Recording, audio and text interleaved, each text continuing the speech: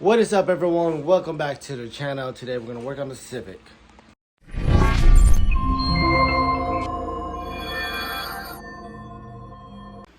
So if you have not watched the previous videos of the Civic, so we did do a crunch time trying to make it to the car shows, and I got new wheels, new tires, and the fitment was way off. So last night I already fixed the front.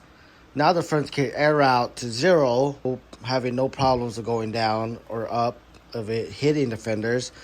But the rear needs to get fixed today. So I need to fix all this because I need to get alignment, guys. And I'm actually moving to Vegas. So before I drive all the way up to Vegas, I need to make sure this gets aligned. So basically, fronts can go down to 0. The rear stop about like 35 and it already hits. So 35 PSI. I want that down close to 0 PSI and doesn't hit. So right now I need to shave off the inner right here. So we're gonna shave off the inner and thin that out. I already did that to the front. So we're gonna thin this out. Okay, and then we're gonna raise the shock, extend it longer. So right here and extend a little bit longer. So you give me more height. The fronts, I raised it up about 5 full turns. Let's do the same right here. So 5 full turns on the left side, and then I know on the passenger side it's a little bit lower, so let's just do 6 full turns on that side. And then yeah, let's put this all back up and then see how this looks. Air it out and I'll show you guys the fitment. By the way, I got my snap-on 3/8 ratchet back. This actually broke right here, so my boy Dorian got this warranty for me. Dude, this is like literally like the best ratchet ever. Look at that snap-on. Yes, sir. But yeah, so that's nothing compared to, you know, I got this Husky one, but a snap-on swivel is the best, guys.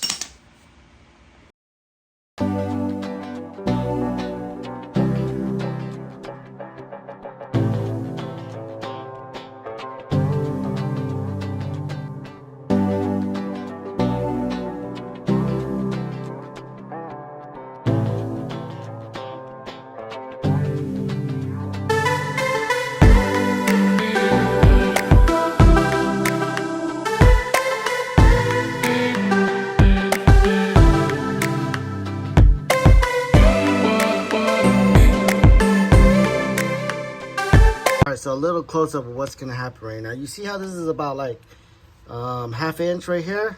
So let's thin that out so it's only like a ¼ inch. That way it's not hitting the wheel. I'm gonna get a better fitment right there. And then all of these is coming off. The new camber arm was kind of tough to put in. It was so tight right here. So this is gonna come off. This is gonna drop. Bottom bolt for the shock is gonna drop too.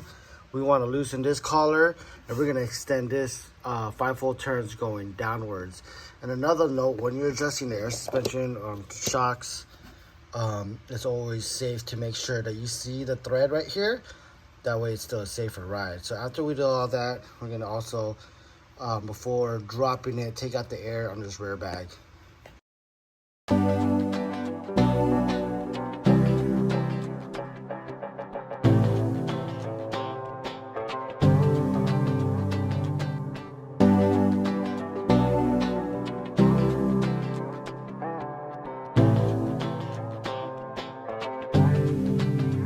Alright, so we got this all trimmed up.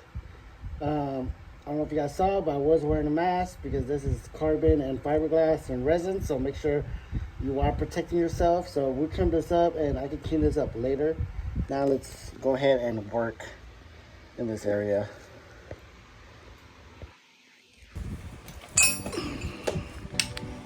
So we got a 14 bolt on top. We'll go ahead and remove that.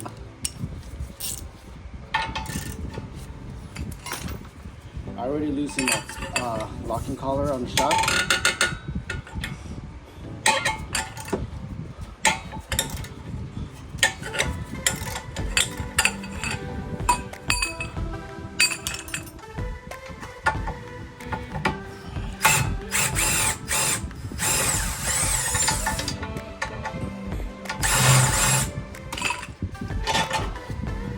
Okay, got 3 drops. I do have a jack at the bottom right here to catch the rotor. Okay, that pulls out right there. So So now we need to loosen this one. There's another 14 at the bottom right here. We're at 14 at the bottom.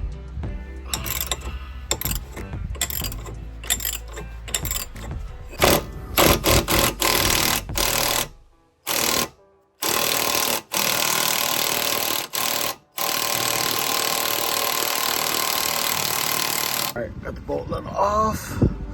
Let's lower this.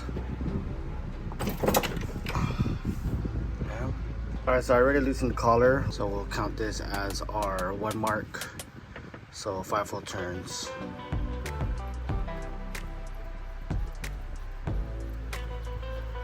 1, 2,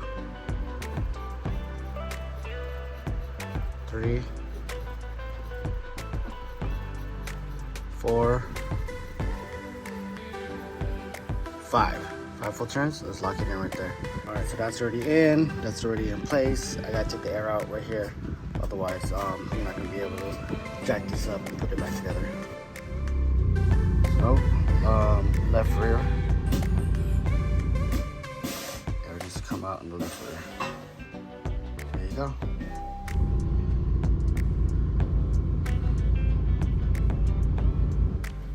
All right, so now we're just gonna put this all back. We're gonna jack this up. Up. And I'm gonna put the bolt back into the shock area.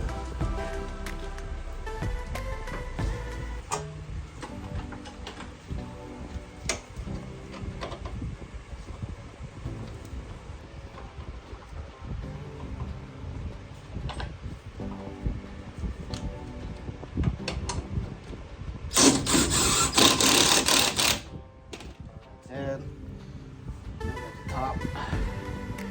So it gets pretty tight right here. Let me show you guys. So it's pretty tight, so you really have to like hammer this in. I remember on the BRZ we had to shave off some of it, but this one I hammered this in directly. So we'll jack this up and hammer it in. Squeeze this in.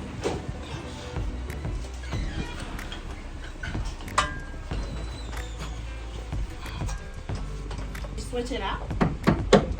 What? No, you just had it on. I'm just fixing this. About right there. I'm just feeding that back in. Okay. Want to give it a little wiggle. And bam. Got that in. Right. Torque this down. Make sure you lock this collar right here. Put some air in the rear back before lowering it. And we're gonna do the same for the other side. And we're gonna do an air out and see how it looks. All right, so I'm already gonna test the left rear fitment. So now from now on, when I'm doing air out settings, I'm gonna put it to 5 PSI. As I do more and more air rides, I learn a lot more. So leaving some air in your bags will actually help it with the lifespan of the bags. So you don't always wanna zero it out. Just see how this left one looks. Looks like it's already pretty close. See? So this is the problem what I'm having. Right now there's a lot of space right here versus no space right here. As you can see, everything is wide, and it actually sinks down in more on that side. So I'm not sure if it's just the kit, but I know if we had, like the plastic kit, it would flex more. So I'm not sure if that's what the problem is, but I'm thinking if the toe is off, this thing should shift this way, give it more clearance in the back right here and filling it up the gap right here. I'm not sure. I'm not sure if the toe is off or not. Like, it's a possibility or it's just a kit. But that's at 20 PSI. That's not even all the way out. All right, so now that it's at 10 PSI, I kind of like it. We're gonna run it like that because an extra 5 PSI doesn't really make much of a difference. So let's go ahead and finish the other side. I'm not gonna record that side, but at the end, let's just do a whole walk around and see how the fitment looks and what's the PSI settings. All right, guys, so I got the fitment on going. As you can see, the fronts are not all the way down. In order for me to go down more, I would camber in more, but I do not want to do so because I just don't like running excessive camber. I've had before, and the ride is complete garbage. So the ride already sucks as it is. More camber would, you know, the handling skills won't be as good. But I'm not mad about it. This fitment, it's okay. I'm not mad at all. So that's the fronts. Let's go in the rear. So I did raise that other side 6 turns up. But so let's check this out. So maybe the toe is off because on the right side, the fitment is much better. It fills in the gap more right here.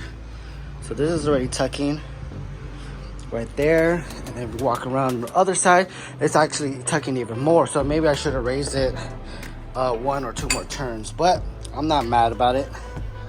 You can't really tell, especially when it's aired up. So you know, I could just put a little bit more air on this side.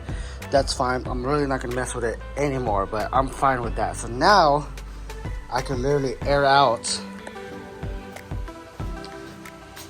You see? So I can air out without it being a problem. So yeah, guys, here's how it looks. Quick walk around. Oh yeah, my Honda Rock is for sale. I'm moving in about a month, so anyone want to pick this up? 3,000 oboe. So let me know about that. I really don't want to lug it to Vegas, but yeah, guys.